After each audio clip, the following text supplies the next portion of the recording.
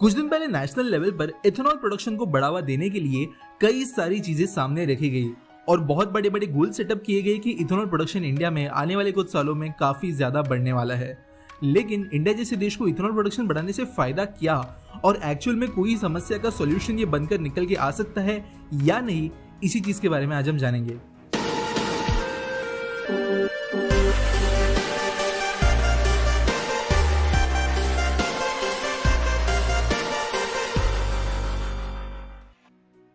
दोस्तों, इथेनॉल एक ऐसा केमिकल है जो मल्टीपल यूजेस के साथ में आता है। साथ साथ वन ऑफ द बेस्ट चीज इसके बारे में ऐसी है कि कई सारे मेथड से ये बन सकता है। इंडिया एक स्पेसिफिक एग्जांपल बनता है जहां पर हमारी मल्टीपल समस्याओं के लिए एक अकेला सॉल्यूशन इथेनॉल बनकर आता है। और अभी हम समझते हैं पॉइंट बाय पॉइंट ये सारी चीजें कैसे काम करेगी और इसके अंदर फिलहाल दिक्कतें भी क्या है और करंट लेवल पर हम कहां पर है। पहले सबसे बड़े बेनिफिट की अगर बात करें तो इथेनॉल प्रोडक्शन की वजह से देश के फॉरेन रिजर्व्स बहुत बड़े स्केल पर बच सकते हैं।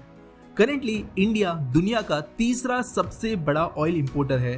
क्रूड ऑयल जो है वो बहुत ज्यादा महंगा मिलता है और क्योंकि हमें इंटरनेशनल मार्केट से उसे खरीदना पड़ता है तो हमारे जो फॉरेन रिजर्व्स है जो डॉलर्स में रखे जाते हैं उन्हें इस्तेमाल करते हुए उन्हें हमें खरीदना पड़ता है। जो फॉरेन रिजर्व्स किसी दूसरे काम के यहाँ पर इन्वेस्ट हो सकते थे, चाहे वो देश की कोई दूसरे प्रोजेक्ट के लिए हो, कहीं पर फॉरेन में इन्वेस्ट करने के लिए हो या फिर हमारा खुद का इंटरनेशनल एक्सपेंशन, लेकिन क्योंकि हमारा बहुत ज्यादा पैसा ऑयल को खरीदने के लिए जाया हो रहा है, इसके वजह से कहीं ना कहीं इंडिया को बहुत जरूरत है कि ऑयल डिपेंडेंसी वो कम करे ताकि इस पर पैसे खर्च कम हो। अब यहाँ पर इथेनॉल सॉल्यूशन कैसे बनकर आता है इसके बारे में बात करते हैं। इथेनॉल को पेट्रोल के साथ में मिक्स किया जा सकता है जिससे ब्लेंडेड इथेनॉल के नाम से जाना जाता है और इसके वजह से कुछ हिस्सा जो पेट्रोल का आज हम इस्तेमाल करते हैं उसे इथेनॉल से रिप्लेस किया जा सकता है। दोस्तों, वैसे अलग अलग रेशियोज होते हैं जहां पर पेट्रोल और इथेनॉल का कॉन्सेंट्रेशन चेंज किया जाता है, लेकिन ये डिपेंड करता है कि फिलहाल हमारे पास इथेनॉल कितना है और साथ साथ उससे भी ज्यादा इंपॉर्टेंट क्या हमारे पास जो गाड़ियां चलती है वो ज्यादा इथेनॉल को सपोर्ट कर सकती है या नहीं। अब यहाँ पर गवर्नमेंट ट्राई ये कर रही है कि 2023 तक जो पेट्रोल हम आज खरीदते हैं उसके अंदर 10 या 20% हिस्सा जो है वो इथेनॉल का हो और बचा हुआ पेट्रोल हो।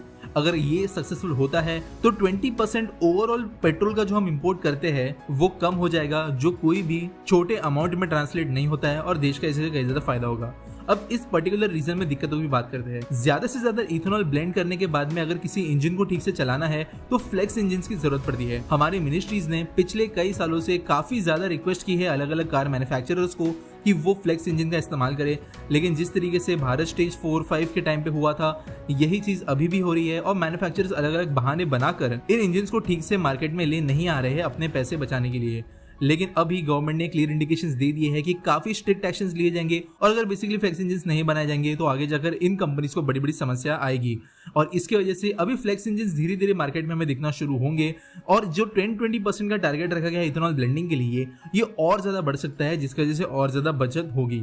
अब बात करते हैं सेकेंड इथेनॉल के बेनिफिट के बारे में, वो है बहुत कम पॉल्यूशन होना। जब इथेनॉल को पेट्रोल में मिक्स किया जाता है और उसका इस्तेमाल किया जाता है तो जो बाद में फाइनल आउटपुट में धुआं निकलता है वो कंपैरेटिवली जो कार्बन मोनोऑक्साइड, कार्बन डाइऑक्साइड और दूसरे ग्रीन हाउस गैसेस निकल सकते हैं उनके कंपैरिजन में ज्यादा क्लीन होती है, जिसकी वजह से कम एयर पोल्यूशन होता है, जो ऑब्वियसली काफी अच्छी बात है। थर्ड पॉइंट पर बात करने से पहले आपको मैं एक चीज क्लियर कर देता हूँ कि अगर इथेनॉल एक इतनी अच्छी चीज है तो क्यों इसे वाइड स्केल पर ऑलरेडी यूज किया नहीं जा रहा है, और उसका जवाब है प्रोडक्शन। हमारे पास जितनी इथेनॉल की जरूरत है उतना उसका प्रोडक्शन नहीं हो पा रहा है, तो इसी के लिए मेजर पॉलिसीज काम करती है ताकि इथेनॉल का प्रोडक्शन बढ़ सके। और यही ले चलता है हमारे तीसरे पॉइंट की तरफ, जहां पर इथेनॉल के प्रोडक्शन की वजह से कई सारे दूसरे फायदे भी होंगे। इथेनॉल बनाने के लिए कई सारे सोर्सेज का इस्तेमाल किया जा सकता है, बेसिकली कई सारे रॉ मटेरियल्स यूज किए जा सकते हैं और यहाँ पर शुगर केन एक्सेस, ग्रेन्स वगैरह जो बनते हैं non fit for human consumption, agricultural waste है जो अवशेष बचते हैं फार्मिंग के बाद में, इन सारे चीजों का इस्तेमाल करते हुए इथेनॉल बनाया जा सकता है। आप में से कई लोगों को ये सवाल भी आएगा कि फूड जो एक खाने की चीज है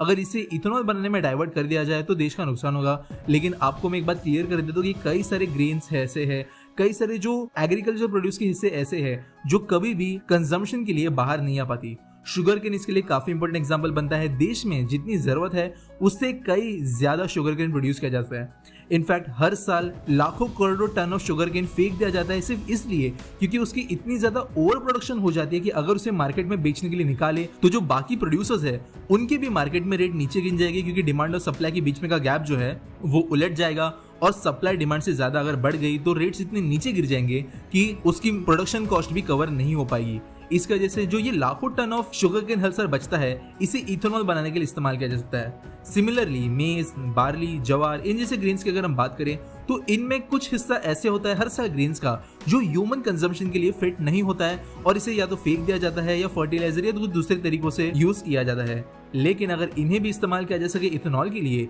तो इसका ज्यादा फायदा होगा। एट द सेम टाइम जब खेती हो जाती है, हार्वेस्ट हो जाता है, तो बाद में जो अवशेष बचते हैं खेतों के अंदर, जो सूखी घास जैसी चीजें बचती है, ये नॉर्मली जला दी जाती है या काट दी जाती है और बेसिकली ये वेस्ट ही होता है। लेकिन इन चीजों को इस्तेमाल करते हुए भी इथेनॉल बन सकता है। अगर इथेनॉल के प्रोडक्शन को पुश किया जाए तो ये सारे के सारे ग्रेन्स और जो भी एग्रीकल्चरल चीजें हैं ये यूटिलाइज हो सकती है, फार्मर्स को इसके बदले पैसे मिलेंगे और जो इंडस्ट्रीज आगे फ्यूचर में ज्यादा से ज्यादा इथेनॉल प्रोड्यूस करना चाहती है, इन्हें अच्छी क्वालिटी का रॉ मटेरियल काफी अलग अलग सोर्सेज से मिल पाएगा। फोर्थ और एक और बड़े बेनिफिट की बात करें जो इथेनॉल प्रोडक्शन को बढ़ाने से मिलेगा, वो है देश के अंदर एक पूरे के पूरे नए सेक्टर का जनरेशन। आज एज ऑफ नाउ इतना ज्यादा इथेनॉल हमारे देश के अंदर प्रोड्यूस नहीं होता है, लेकिन अगर इसे पुश मिलता है तो आगे जाकर बहुत बड़े स्केल पर एम्प्लॉयमेंट, टेक्नोलॉजीज का डेवलप होना, हम एक्सपोर्ट में भी जा सकते हैं और ऐसे कई सारे फायदे देश को मिलेंगे, जिसकी वजह से इथेनॉल के प्रोडक्शन पर काफी ज्यादा ध्यान देना जरूरी है। अब बात कर दी कि ये चीजें इंप्लीमेंट कैसे होगी आने वाले समय में, और जो 5-6 दिन पहले हमारे प्राइम मिनिस्टर जी ने नई पॉलिसीज डिक्लेयर की है, ये कैसे इंप्लीमेंट होगी। करेंटली जैसे मैंने कहा इथेनॉल की ज्यादा जरूरत है, प्रोडक्शन में बढ़ानी है, तो इनिशियली साल 2023 के पहले जितना पेट्रोल आज देश में बिकता है उसके अंदर 20% इथेनॉल मिक्स करने का टारगेट रखा गया है और इसके ऊपर गवर्नमेंट काफी स्ट्रिक्ट है। 7,500 करोड़ रुपए के इन्वेस्टमेंट्स किए गए हैं नए लेवल के रिफाइनरीज बनाने के लिए, जो 11 अलग अलग टाइप के ग्रेन से total 150 crore litre of ethanol yearly basis पर प्रोड्यूस कर पाएंगे। इसके अलावा 8,000 करोड़ रुपए अलग अलग सोर्सेस से हमारी ऑयल पीएसयू जो इंडियन ऑयल है, HP है, इन जैसी कंपनीज उठाकर काम कर रहे हैं ताकि वो अपने लिए second generation ethanol production refineries बना सकते हैं अपने करंट प्लांट्स के साथ साथ। और इनफैक्ट एक थर्ड जनरेशन का भी ethanol production plant already under construction है हरियाणा में, जिसे इंडियन ऑयल बना रही है। तो ये तो काम करेंगे इथेनॉल बनाने का। अब बात करते हैं इसके आगे कौन से स्टेप्स इंडिया को लेने पड़ेंगे। तो यहाँ पर बात करते हैं सप्लाई चेन की, जो हमारी ऑयल पीएसयूज है, जो फार्मर्स है, जो नई रिफाइनरीज बनेंगी, जो गवर्नमेंट की सारी यूनिट्स है, इन्हें आपस में बहुत ज्यादा कोऑर्डिनेट करने का जरूरत पड़ेगा। इसके लिए कुछ टास्क अंडरटेक किए गए हैं, जिसके अंतर्गत फार्मर के खेत से लेके रिफाइनरी से लेके फिर से पेट्रोल पंप तक जो चीजें पहुंचेगी, उसके बीच में जो सप्लाई चेन बननी है उसके ऊपर भी रिसर्च किया जा रहा है और जल्दी उसे इंप्लीमेंट भी कर दिया जाएगा। और फाइनली E100 के नाम से एक पायलट प्रोजेक्ट शुरू किया गया है, जिसकी शुरुआत हुई है पुणे में, जिससे गवर्नमेंट कोशिश करेगी पेट्रोल को पूरी तरीके से इथेनॉल से अगर रिप्लेस किया जा सकता है तो वो किस तरीके से हो सकता है और इसके ऊपर इंजन कैसे बनेंगे, कैसे उसका पूरा सप्लाई चेन चलेगा, इस बात के ऊपर भी काम हो रहा है। और अगर सब कुछ सही जाता है तो साल 2025 तक हमें ऐसी चीजें भी देखने के लिए मिलेगी, ऐसे व्हीकल्स देखने के लिए मिलेंगे जो बेसिकली सिर्फ इथेनॉल पर चलते हैं, जिसका प्रोडक्शन जैसे मैंने पहले बताया वेस्ट चीजों से हो सकता होगा। अगर करंट सिचुएशन की बात करें कि इंडिया इथेनॉल के मामले में कहां पर स्टैंड करता है, तो आज देश के अंदर 5,500 ऐसे पेट्रोल पंप्स है जहां पर मिलने वाले पेट्रोल के अंदर इथेनॉल ऑलरेडी ब्लेंड किया गया है, लेकिन कई सारे लोगों को इसके बारे में खबर भी नहीं होगी और ये संख्या आगे जाकर सारे के सारे पेट्रोल पंप्स तक फैलेगी।